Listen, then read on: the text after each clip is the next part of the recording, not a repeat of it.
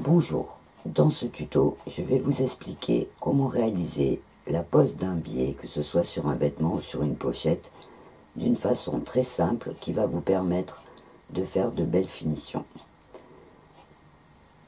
J'ai donc prévu deux petits tissus, des échantillons, parce que c'est juste pour vous montrer, et deux petits morceaux de biais pour vous montrer les deux différentes façons. Donc la première façon, celle qu'on voit le plus souvent, consiste à repasser son biais pour le plier en deux. Donc on voit que le biais est composé en fait de 4 parties, donc les deux qui sont déjà pliées, et là on va replier donc en deux. Et on va le mettre à cheval sur son tissu. Voilà. Et on va coudre tout le long au bord. Alors j'ai volontairement gardé le fil noir pour bien vous montrer le résultat, pour que ça soit visible. Donc voilà, je vous montre de près ce que ça donne. Vous voyez la piqûre noire au bord de mon biais, donc me permet d'attacher les deux côtés, le devant et le dos. Mais comme vous pouvez le voir, même en faisant attention, là j'ai des parties, vous voyez, là mon fil est passé à côté, donc j'ai un petit trou. Voilà, et je trouve qu'esthétiquement, c'est pas toujours joli, même en faisant attention à mettre le fil de la même couleur, j'aime pas le résultat.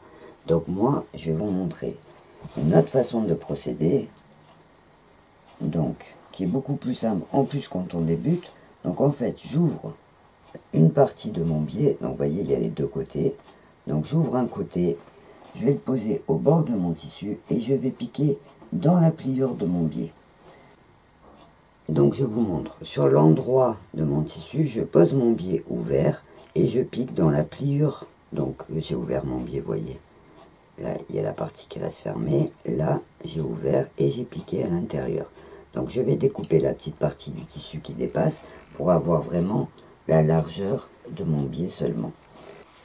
Donc j'ai piqué le long de ma couture mon biais ouvert sur l'endroit de mon tissu. Maintenant, je vais repasser pour aplatir mon biais vers l'extérieur.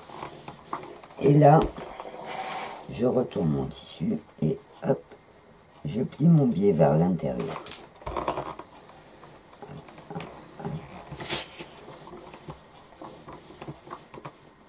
Voilà. Maintenant, je vais coudre à petits points. Donc je prends exprès un fil beige pour que vous voyez bien la différence. Et donc là, je vais coudre à petits points. Voilà. Je vais coudre, vous voyez, comme ça, à petits points. Donc là, je suis sur la partie envers de mon tissu.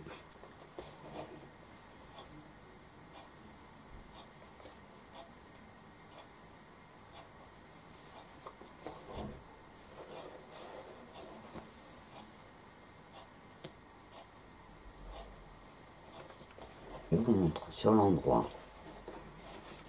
Voilà le résultat. Vous voyez, il n'y a pas de couture, il n'y a rien d'apparent, c'est joli, bien fini. Sur l'envers, il y a des petits points, donc là j'ai mis le fil exprès pour que vous voyez les points. Mais si vous mettez le fil de la même couleur, ça ne se verra pas. Voilà, je vous laisse comparer les deux résultats.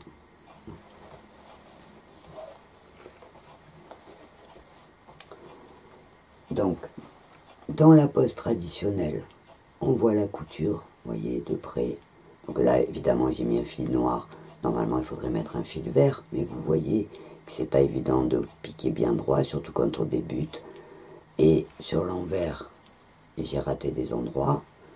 Alors qu'avec ce système, vous voyez sur l'endroit, le résultat est propre puisqu'on ne voit pas la couture est enfermée à l'intérieur. Sur l'envers, là mes petits points sont en beige, évidemment avec un fil de la même couleur, ça ne se verrait pas. Voilà, ce petit tuto se termine. Il est court, mais j'espère qu'il vous rendra bien des services. Ça peut vous servir pour les vêtements comme pour la couture créative. Par exemple, pour faire le tour d'un bavoir ou d'une cape de bain pour bébé. Ça peut se faire aussi autour d'une pochette. Je vous dis au revoir et à bientôt.